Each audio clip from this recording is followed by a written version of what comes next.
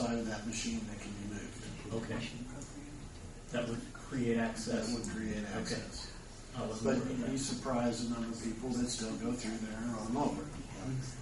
I know that that's probably why that is there. Yes. It looks finished enough that people are trying to use it. But we're trying to discourage that for right now. We're trying to keep people away from First Street and the hospital as much as possible for the next 30 days also. So they can get that work done. They've got to choke, because the water line was out in the street, they've had to choke it down to one lane and have flaggers on each end. So if you can avoid that area, I did an interview with the radio and asked people to avoid that. Called the paper and asked them to avoid that area too. So, but it's coming along. Once that water lines and the windings there, it should be back and forth pretty normally. So we're looking maybe November 1st on commercial. Yes. I know it looks finished with the old signal there, but they're still doing a lot of signal work, and for the same reason that we took the Montgomery light down and didn't leave it a flashing yellow and red, we don't want to do the same thing there at Bear Shell. They're not going to open up the east side of the road until the sidewalks off and then all the street lights are put up, right? Yes. That way they won't worry. It's a safety factor. We've got a few street lights that we'll get into some of the sag on the cables that are there, but we don't want to take the big Cobra heads that are up now down until we get the majority of the lights that don't interfere with that up, and then we'll have, because there's a clear energy zone once they come down with a little wire to light that light, Duke won't let them move any closer to that energy zone. There's a 30-inch clearance. So the lights will be done on November 1st, too. The street lights out in the one part. yes, as many as we can get in. There's 3 or 4 that are going to be on the east side that will have some conflict with the wires, but we're going to try to get those moved up, but we have to get the Cobra heads off first. So it's And those lights belong to Duke, correct? yes, they belong to Duke. Because the county will dispose of it, I'd like to make use of it. Yes.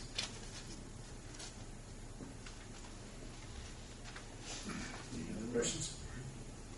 Thank you. Thank you, Gary. Next item, Darren Burkhart. The update on Flat Rock Fall Water Main Project. Well, I did a little something different this time and show you some photographs of the construction as I talk about. The project itself, we're about over 13,000 feet installed, 42,000 or a little over 30%. I think the contractor this week should take the last shipment of the piping, of all piping for the project, so they should be able to string the pipe out for the rest of the project.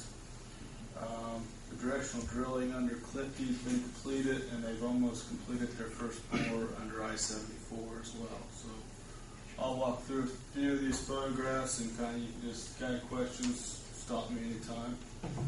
This here is by County Road 300 North. This is the boring. We shifted it to the west of 300 so that we did not have to open cut 300, and it's put at an angle here because there's an existing raw water line here, so we went over the top of that. So, and then on the other side there's fiber we had to deal with, so we had to go in at an angle, and we ended up clearing it by about 12 inches. So that's some of the issues they've been working with on this section, basically from Flat Rock to the reservoir. That's some of the things that's limited their production rates. They're hoping that in the future, once they get past the reservoir here, they'll be able to pick things up. Here's a case where they are connecting the ductile to one of the directional drilling. The blue pipe there is a PVC, and behind it, what's hard to see, it would be the ductile iron pipe. That's just a connection point there, the transition. Here's they're transitioning with a 90-degree elbow coming out of a boring underneath the roadways here, and then there's the boring casing there, the pipes inside that, and then it will continue up this side of the road. Here's another example of working around things. We got a telephone coming across here. We got fiber here. The copper is the 200 pair telephone, and they're trying to. The water line came right along the edge of the road here. It was originally supposed to be here. Contractor had concerns. There's a pretty big drop off that you really can't see very well here, but the grade changed significantly. He had concerns that he may lose the bank. I know that the county had that problem back when he had a flood on further up. So we shifted it a little bit closer to the roadway so that we could get that in as well. So that did require some additional branches there. But that's some of the issues they're dealing with. The other thing to point out, you can see this looks like a garbage bag. It's a polyethylene wrap. All the ductile iron or the black pipe is being wrapped as a precautionary protection in case of corrosion of the soil, so to protect the pipe as well. So you'll see that. Again, here's just some more dealing with working around some of the utilities. Here we go. This is a structure for what's called a pressure relief valve or a vacuum relief valve. Those are put in throughout the pipeline as a way of place for the air to be released as you fill and drain the pipe in the future. And here they're just installing a portion of that tap to the main line. Here is a shot of the directional drilling pipe. Again, it's fused the entire length. I believe this is Clifton Creek, so this will be about 300 feet of pipe. It's fused together on the surface. And then they have to keep it at a certain angle so that they can directional. Here you see it's going down into the ground, and I think I got a better shot of that. Here's the other direction there. There's what they call a fluidized hole right here where this pipe is being pulled through the ground on a hole that's been reamed out. Here's the machine, the directional drill machine being set up for I think about a 70-foot bore. Again, what they do is they start with basically about a 4-inch pipe, and they got water to help fluidize the soil so that they can push and drill the pipe through. And then what they do, once they get an opening, they have various reamers, and that's what this unit is here. They start with, first they start with this about 3-inch, and then they work their way up to this last one, which is a 24.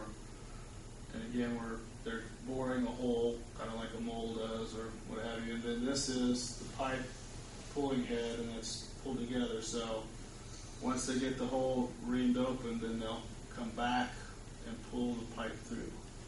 Kind of an idea. That's what they call the directional drilling. And then you can see here it's being pulled through, and then it's entering the hole right here. And you can see this is.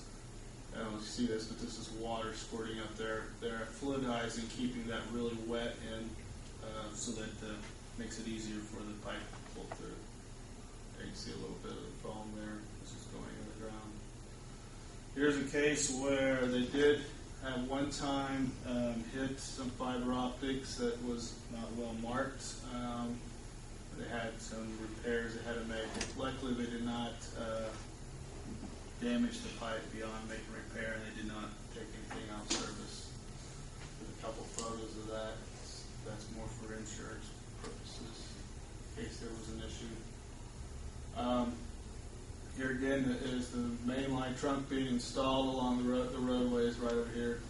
And we pull, besides pulling, there's some copper wire or tracer wires so that in the future, once it's all covered up, the city will be able to hook to this at several points and be able to trace it so they can mark their line in the future.